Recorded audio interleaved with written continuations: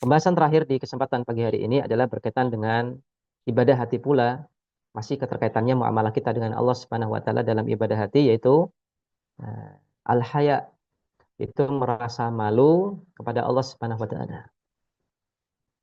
Maka dalam masalah malu, Nabi Shallallahu alaihi wasallam pernah mengatakan, wahai para sahabatku, malulah kalian kepada Allah Subhanahu wa taala dengan sebenar-benar malu. Yang kemudian para sahabat Nabi Shallallahu alaihi wasallam kemudian mengatakan, wahai Nabi Shallallahu alaihi wasallam, kami sudah malu kepada Allah Subhanahu wa taala, alhamdulillah. Maka Nabi Shallallahu alaihi wasallam kemudian mengatakan, menjelaskan tentang hakikat malu yang sebenar-benarnya kepada Allah, dengan Nabi katakan, la, ya, bukan itu.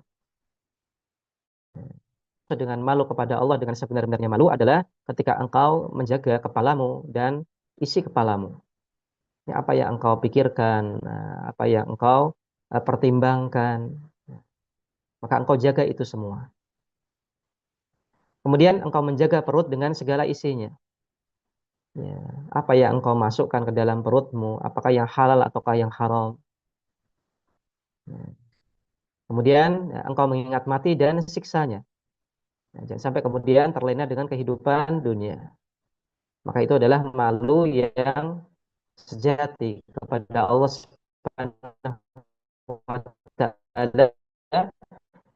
Yang pertama adalah kita jaga kepala kita, tapi kita dengan kita mengingat mati dan siksa hamba-hambanya yang melakukan maksiat dan tidak bertobat kepada Allah Subhanahu wa taala di alam kuburnya ataupun ketika di akhirat.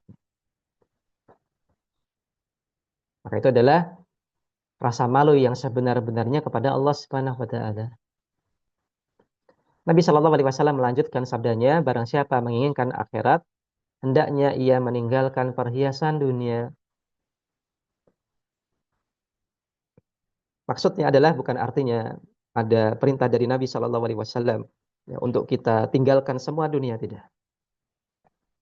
Maksudnya adalah hendaknya kita jangan tertipu dengan perhiasan dunia, dan hendaknya kita senantiasa ingat bahwasanya dunia ini adalah sekedar bekal saja.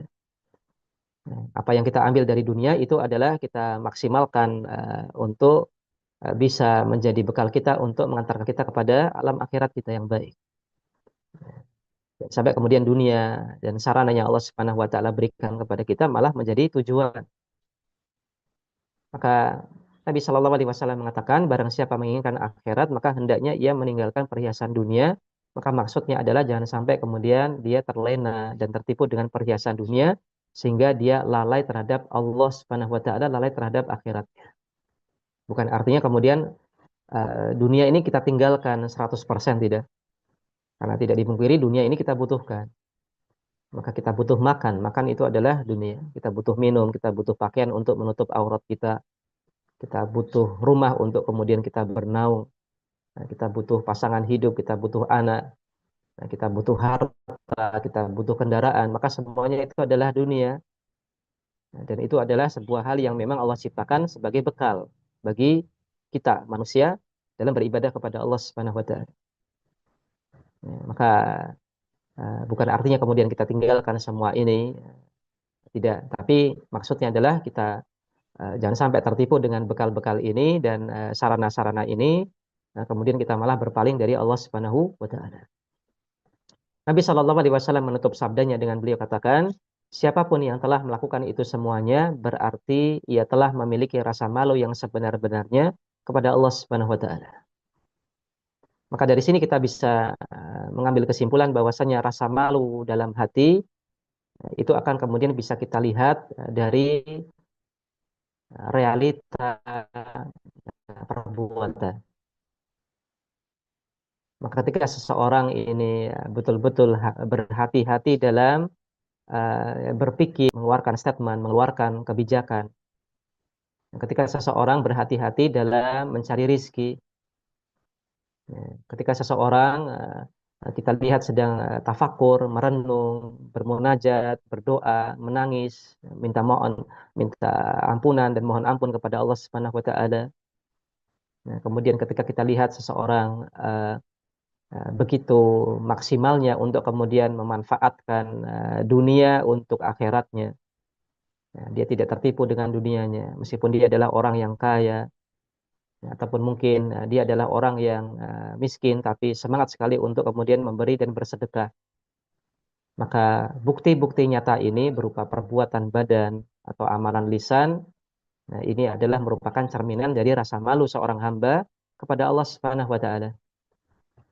Maka malu yang ada dalam hati itu kemudian diekspresikan dengan perbuatan, dibuktikan dengan amalan, dibuktikan dengan perbuatan yang nyata.